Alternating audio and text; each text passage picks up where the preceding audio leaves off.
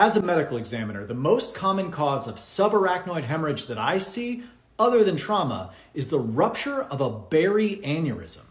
Warning, I'm going to be discussing sudden death, and I'm going to be showing some pictures taken at autopsy. So if that's not something that you want to see or hear, I'll give you a second to keep scrolling. I'm Dr. Eric Hanberg. I'm a forensic pathologist and medical examiner, and I want to give you a little bit of background just so that we can have some understanding. The word aneurysm just means atypical dilation of a blood vessel. And when people say someone died from an aneurysm, what they actually mean is they died of a burst aneurysm. Aneurysms are more common in arteries than veins, and any artery can develop an aneurysm. A berry aneurysm is an aneurysm that forms in the cerebral vasculature.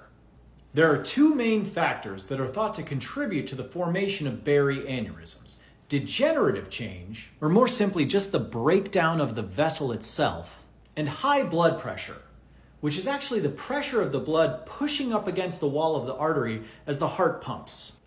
Things like shear stress, turbulent blood flow, hypertension, and atherosclerotic deposits can actually cause damage to the internal elastic layer of a blood vessel, and that can cause focal disorganization, defects, or even complete absence of that middle layer called the media.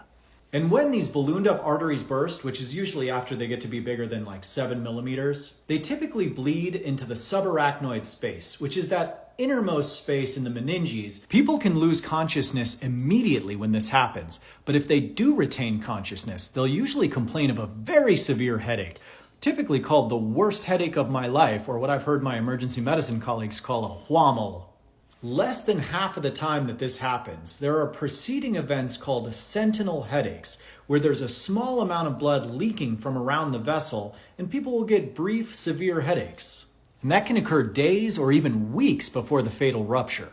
When this aneurysm ruptures, you get a large volume hemorrhage into the subarachnoid space, and that hemorrhage will actually trigger vasospasm, which will in turn cause ischemia, and you'll get widespread ischemic damage to the brain, and eventually that results in death. Now, if someone actually survives on the way to the hospital, they might get a lumbar puncture. And a lumbar puncture would just show red blood cells in the CSF.